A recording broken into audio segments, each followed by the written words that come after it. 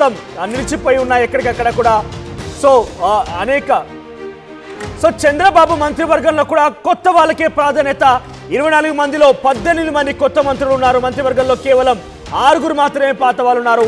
ఇక మంత్రివర్గంలో కనిపించని లోకేష్, మార్క్ కొత్త వాళ్లకు ప్రాధాన్యత ఇవ్వడంతో చాలా మంది సీనియర్లకు దక్కరించు. జ్యోతుల నెహ్రూ, కన్నా లక్ష్మీనారాయణ, గౌతు శిరీష, గంటా శ్రీనివాసరావు, అయ్యన్న పాత్రుడు, భూమా అఖిల ప్రియ, నందమూరి బాలకృష్ణ, ఆదినారాయణ రెడ్డి, నిమ్మకాయల చిన్నరాజప్ప, వరదరాజులు రెడ్డి, కుండ్రు మురళీమోహన్, బోండా ఉమా, గోరంట్ల బుచ్చయ్య చౌదరి, కోట్ల సూర్యప్రకాష్ రెడ్డి, కోటంరెడ్డి శ్రీధర్ రెడ్డి, రఘురామ కృష్ణమరాజు, నక్క ఆనందబాబు, కూన రవికుమార్, కళా వెంకట్రావు, సుధాకర్ యాదవ్, కొనతాల రామకృష్ణ, వెలగప్పుడి రామకృష్ణ, బండారు సత్యనారాయణమూర్తి, అమర్నాథ్ రెడ్డి, పరిటాల సునీత, కాల్వ శ్రీనివాసులు, సోమిరెడ్డి, చంద్రమోహన్ రెడ్డి, గుమ్మనూరు జయరాం, ధూళిపాల్ల నరేంద్ర, ఘనబాబు, పల్లా శ్రీనివాస్, పితాని సత్యనారాయణ, ప్రత్తిపాటి పుల్లారావు, సుజనా చౌదరికి మంత్రివర్గంలో చోటు దక్కలేదు.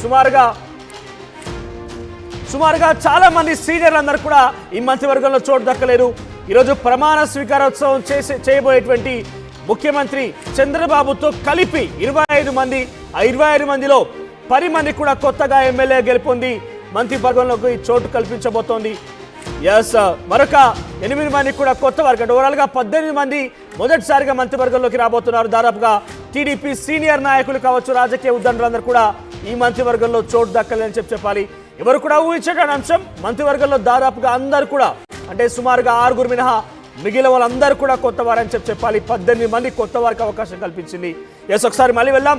కేసరపల్లి ఐటీ పార్క్ నుంచి మా ప్రతినిధి రాజేష్ అందుబాటులో ఉన్నారు. రాజేష్, సో చూస్తున్నాం కేసరపల్లి రోడ్లన్నీ కూడా ట్రాఫిక్ సమస్యలతో ఇబ్బంది పడుతున్న పరిస్థితి కనబడుతోంది. సో ఆ ఐటీ పార్క్ ప్రాంగణానికి ఇప్పటివరకు బహుశా ఎంతమంది చేరుకొని ఉంటారు?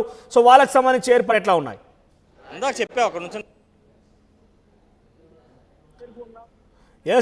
కేసరపల్లి టీడీపీకి సంబంధించిన అభిమానులు రాజేష్ చెప్పండి. సభా ప్రాంగణాన్ని అంతా చేరుకుంటున్న సిచ్యువేషన్ అయితే కనబడుతుంది. ఒక్కొక్కరుగా సభా ప్రాంగణానికి చేరుకుంటున్నారు. ఇటు గ్యాలరీలోకి ఇప్పటికే చేరుకున్న సిచ్యువేషన్ అయితే కనబడుతుంది. ప్రస్తుతం మనం మెయిన్ స్టేజ్ వద్ద ఉన్నటువంటి సభ స్టేజ్ వద్ద ఉన్న ఒకసారి స్టేజ్ మీరు చూస్తే కనుక అదే స్టేజ్ మీద చంద్రబాబు నాయుడు 4వసారి ముఖ్యమంత్రిగా ప్రమాణ స్వీకారం అయితే చేయబోతూ ఉన్నారు. 11:27 ఆయన ప్రమాణ స్వీకారం చేయబోతున్న అదే వేదిక మీద ప్రధాని నరేంద్ర మోడీ కూర్చోబోతూ ఉన్నారు. గవర్నర్ ఆంధ్రప్రదేశ్ గవర్నర్ అబ్దుల్ నజీర్ 11:27 ముఖ్యమంత్రిగా చంద్రబాబు చేత ప్రమాణ స్వీకారం చేయించబోతున్నారు. తర్వాత కేబినెట్ సంబంధించిన మంత్రులు కూడా ప్రమాణ స్వీకారం చేసే అవకాశం కనబడుతుంది. ఒకసారి మనం స్టేజ్ చూస్తే మొత్తం కూడా సిద్ధం చేశారు. ఇప్పటికే ఆ స్టేజ్కి సంబంధించినటువంటి దృశ్యాలు మనం చూస్తూ ఉన్నాము. స్టేజ్కి ముందు ఇక్కడ ఫ్యామిలీ మెంబర్స్, ఇక్కడ మీరు చంద్రబాబు కుటుంబం, చంద్రబాబు, అదేవిధంగా నందమూరి, అదేవిధంగా చిరంజీవుల కుటుంబ సభ్యులు, ప్రముఖుల కుటుంబ సభ్యులకి మాత్రం కేటాయించిన గ్యాలరీ ఇది. కుటుంబ సభ్యులకి మాత్రం లోపలికి అనుమతి ఉంటుంది, వాళ్ళు మాత్రం లోపలికి అనుమతిస్తారు. వీటి పక్కన విఐపి గ్యాలరీలు కూడా అటుపక్కన ఏర్పాటు చేశారు. ఎమ్మెల్యేల కోసం, అదేవిధంగా ఎమ్మెల్సీల కోసం, వాళ్ళ కోసం ప్రత్యేక గ్యాలరీలు ఏర్పాటు చేశారు. మీరు చూస్తున్నంత కూడా ఫ్యామిలీస్ కోసం ఏర్పాటు చేసిన గ్యాలరీ. ఫ్యామిలీ మెంబర్స్ మాత్రం లోపలికి ఎలా ఉంటుంది ఒకసారి మొత్తం సభా ప్రాంగణం మీకు చూపిస్తాం. ఇటువైపున ఆల్రెడీ గ్యాలరీలు కూడా నిండిపోతున్న సిచ్యువేషన్ మనం చూస్తున్నాం. ఇప్పటికే ఇక్కడికి చేరుకుని పాసులు ఉన్న వాళ్ళంతా కూడా చేరుకుని సభా ప్రాంగణంలోకి చేరుకున్నారు. చేరుకుని చంద్రబాబు నాయుడు చూడాలని వాళ్ళంతా కూడా తరలి